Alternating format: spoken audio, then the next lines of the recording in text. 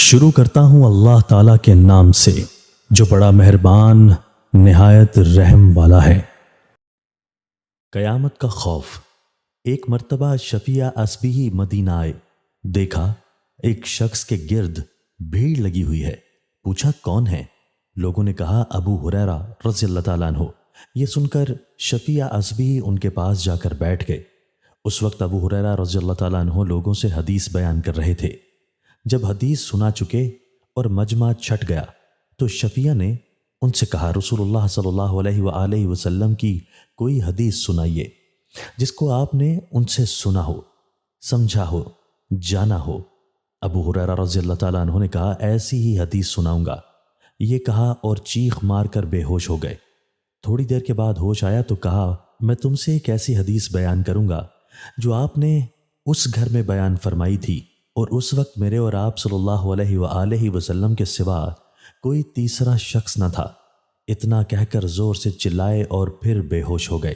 افاقہ ہوا تو منہ پر ہاتھ پھیر کر کہا میں تم سے ایسی حدیث بیان کروں گا جو رسول اللہ صلی اللہ علیہ وآلہ وسلم نے اس گھر میں بیان فرمائی تھی اور وہاں میرے اور آپ کے سوا کوئی شخص نہ تھا۔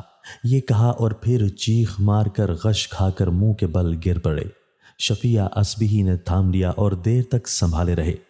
ہوش آیا تو کہا رسول اللہ صلی اللہ علیہ وآلہ وسلم نے فرمایا تھا کہ قیامت کے دن جب خدا بندہ کے فیصلہ کے لیے اترے گا تو سب سے پہلے 3 آدمی طلب کیے جائیں گے، عالم قرآن، راہ خدا میں شہید ہونے والا اور دولت مند۔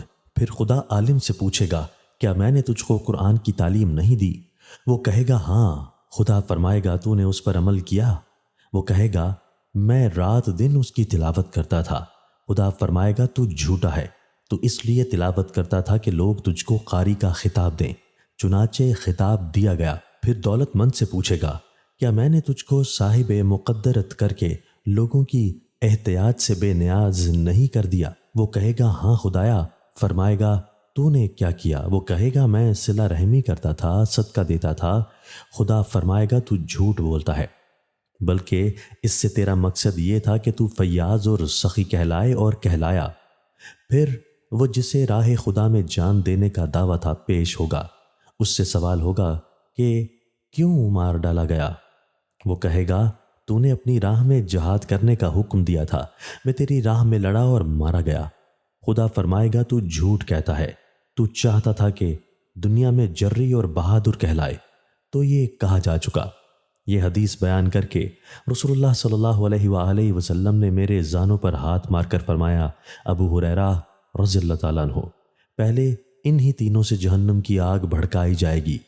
امیر معاویہ رضی اللہ تعالیٰ عنہ نے یہ حدیث سنی تو کہا جب ان لوگوں کے ساتھ ایسا کیا گیا تو اور لوگوں کا کیا حال ہوگا؟